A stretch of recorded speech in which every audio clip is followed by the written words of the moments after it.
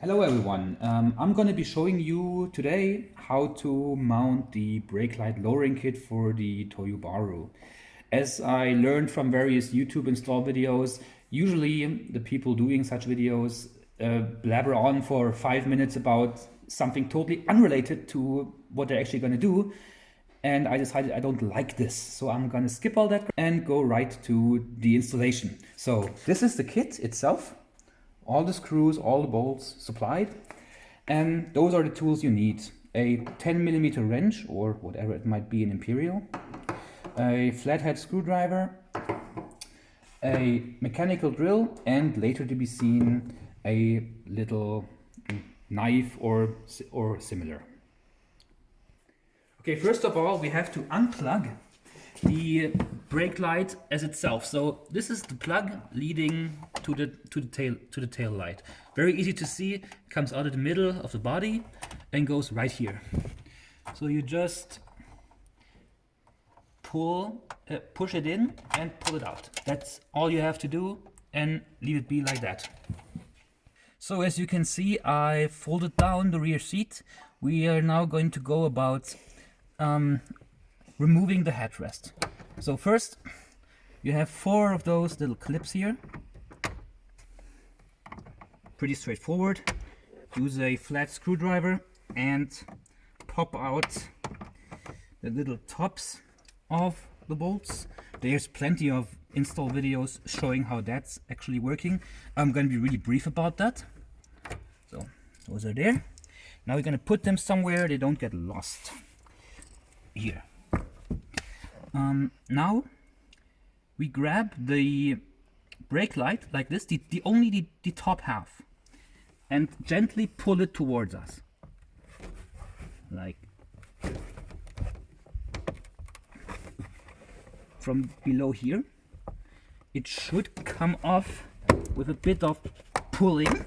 I haven't done that myself before, but I heard it works somehow. And then the removal, there we go. Then the removal should be much smoother. There we go. Perfect. We shall put this here. And now the headrest, or the rear, whatever you call it, is actually still hinged by a few bolts as I just removed, but they don't require removing by screwdriver. You just have to be pushed out. So what I find very useful is going here and just pushing up. That's all you need to do. You can hear the clicks and it's basically loose. Now what I like to do is go about here and here, or either side, you can choose. Just go underneath, push the headrest up, and pull one side towards the middle. And you can actually bend this because it won't break. You won't see it afterwards. Just bend it up, pull it out. That's it. That's all you have to do to remove it. And we will now take this out of the car and begin the assembly proper. Alright, now we have to modify the headrest itself. We have to drill open certain welds now in order to remove this part, which we won't be needing anymore. So I've actually, for the sake of this video, taped some red dots on the points which we will have to drill open. For you to more easily see, they're here and here. So I shall just be beginning.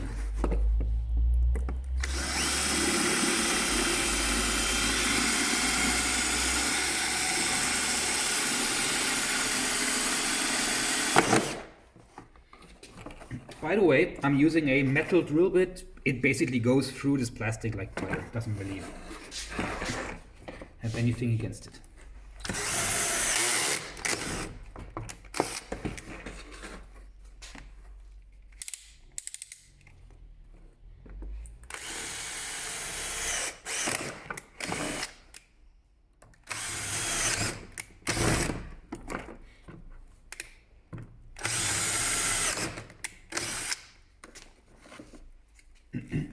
So now that that's done, we won't be needing this here anymore, so we can just throw it away. I've just gone ahead and cleaned it up a little. Now, you might want to deburr those edges, but frankly, it doesn't really matter. Just gonna leave it like this. Okay, now we're gonna be installing those. You can actually do this after installing the brake light kit, but I find it easier doing it before. So those will go into those two holes, which we shall not be needing anymore. So just put them in. And if, as in this case, they're a bit loose, see, this one is actually quite firm. If they're a little bit loose, I suggest you install those little washers here, just to give this plastic bracket an additional rigidity factor. I'm using my hands for this, my fingers, but you may also use a small tongue or something just to push it down, and then it will hold by itself. Do the same thing here.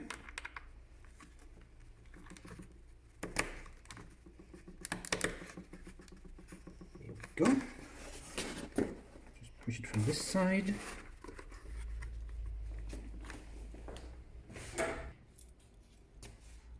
And now, because it is a bit too hard for me with my fingers, I'm just going to use a little tongue as a lever. Push it in from the back side and then just push on the washer, wiggle it down a little bit until it's firm. Each tooth you get in will actually help you later. Now that that's done, because those are a little bit too high for mounting it back in, I suggest you just shorten them a little bit. You can use, as I said earlier, a knife, or I'm using this little tongue here.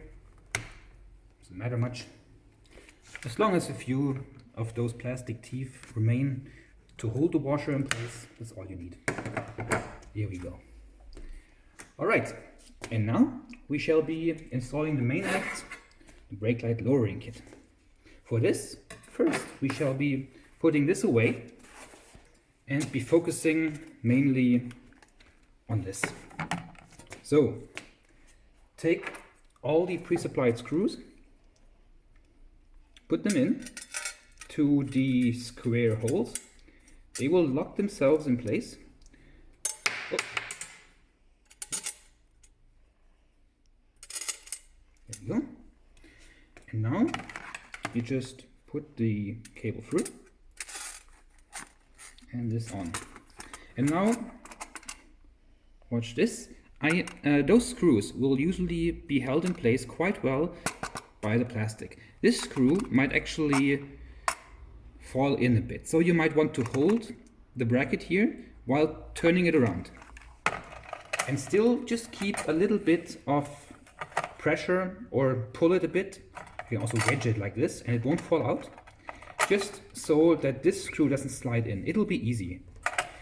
Otherwise you're gonna have to fiddle around a bit trying to get it back out. Now that you have it lying like this, make sure that those edges are aligned with the two plastic retainers from the brake light, upper half, and start on one side pushing the kit in. Just bend the plastic outwards a little bit until the metal slides in, and repeat on the other side. Okay, I'm in. And now that you're in, both sides are inside the plastic of the upper half of the brake light. Now, just gently push down so that those two plastic things are in, and then just push down and towards the rear of the upper half. There we go.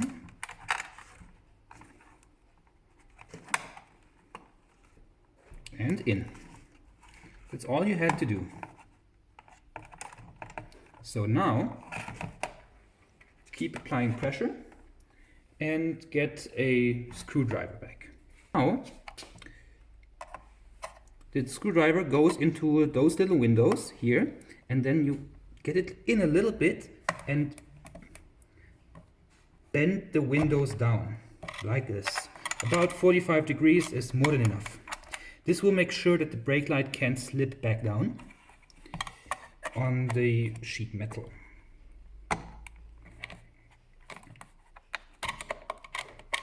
There we go. It should do. As you can see, nothing can move back and forth. This is pretty solid. Alright, now we're gonna have to mount this back onto the headrest. As you can see, I'm still holding this screw for the simple reason that if I don't, it'll fall in. And if it falls in the back, it's pretty difficult to get back out. So I'm just making my life easier holding it like that. Of course, you can also just apply a little bit of tape on the back first, so it'll be held in place. But I'm pretty used to doing this now, so I'm quite fine. Now, we take the headrest, and I suggest actually placing it like this, and just letting headrest and screw fall in. You can see those two screws have to go here, and the one screw I'm holding has to go here into this triangle. Cable through first. There we go. And then just gravity will now help the screw stay where it's supposed to be. And then you just have to lay it there. Take your hand underneath until you can feel that single screw. Hold it. I'm actually holding the screw now. And turn it around. Still holding this screw, this annoying little screw. See? Now I've let it fall. I'm gonna do the same thing I just did again. Turn it around. Wedge it with my finger. Still wedged, it's still in place. Now for the tricky bit. I'm using my fingernail to hold it in place. Take one washer and one nut on here. This is the tricky bit. Like this. And now just apply the nut. You can also use a little screwdriver like this to actually, I didn't do this before, but you can use a little screwdriver to wedge it so that your finger doesn't get in the way, and just tighten the nut. Sorry that you can see, there we go. Nut is on, you're safe. I'll just be doing the same thing with those two less meddlesome screws. Just until you start to feel the thread reaching the rubber rings inside the nuts. There we go. And now we shall begin tightening it. So 10 millimeters, you can use a wrench. I find this quite handy. But since this screw is not really held inside the sheet metal, you might actually want to pull on it a bit.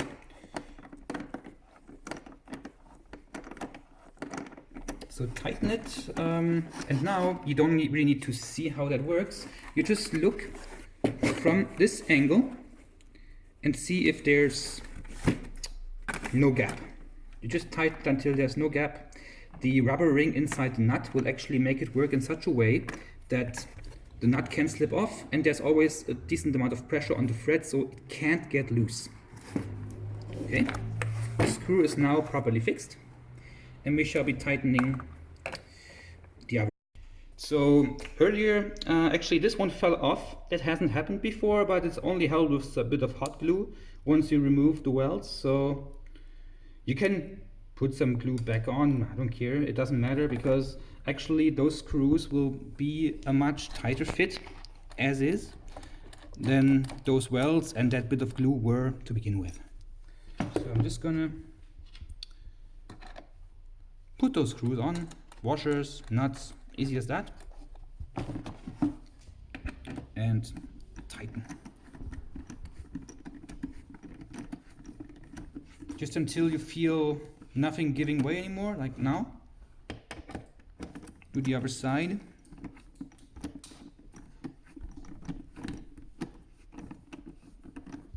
There we go. Now it's getting tight. And we're looking in here to see how far we can tighten this down. It's a bit easier to look at it with my eyes, but you see now that the right side is gone, the left side is a bit too far up. Now we're gonna putting the left side down until everything is nice and even. That's it. Nice gap, won't be noticeable when it's in the car. We should be looking at. You can now make sure that it's well aligned with the edge. It won't easily get moved around anyway. And as it is now, you can basically retrace the steps you took to remove the headrest, to put it back in, and you're done. This video took about 18 minutes, and I say it's easily feasible within 20 minutes. Not a problem at all. So there we go. Putting it back in didn't even take me a minute. And I think the way this looks, it's way cleaner. It's actually how it should have come from the factory. And well, I hope I can help out anyone who wants the same. Thank you very much for watching, and maybe till the next video.